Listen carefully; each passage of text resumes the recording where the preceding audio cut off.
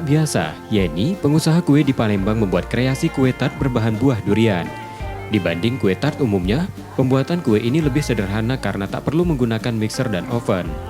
Bahan utamanya hanya buah durian, tepung telur, serta krim dan coklat pasta. Pertama, membuat kulit lapis dari tepung dengan jumlah sesuai keinginan.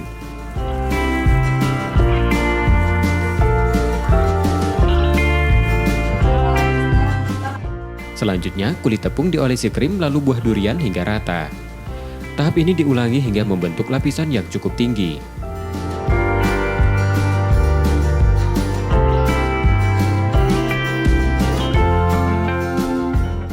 Selanjutnya, kue kembali diolesi lapisan krim lalu dirapikan.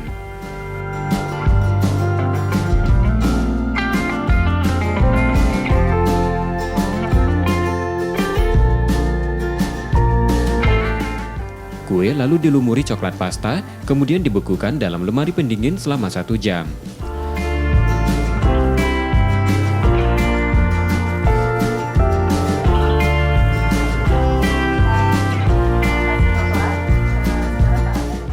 Tahap akhir ditambahkan topping buah-buahan sesuai selera.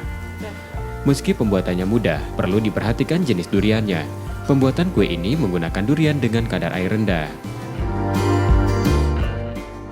Lebih simpel aja sih, sebentar lebih simpel karena tidak semua orang itu kan memiliki mixer dan oven. Nah, sedangkan untuk kue sejenis ini kita tanpa menggunakan mixer dan oven. Jadi cukup menggunakan bahannya yang semua orang bisa membuat atau semua orang itu bisa terjangkau. Untuk mungkin ini yang perlu diperhatikan itu jenis duriannya. Karena tidak semua jenis durian itu sama. Karena kalau untuk jenis durian yang memiliki kadar airnya tinggi itu tidak bisa dibikinkan jenis kue seperti ini. Karena dia tidak bisa menyatu dengan krim.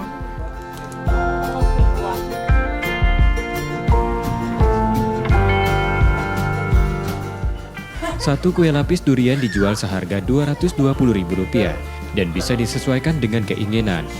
Dalam sehari, Yeni bisa menerima 10 pesanan yang umumnya untuk perayaan ulang tahun. Rizky Nurmizan, Kompas TV, Palembang.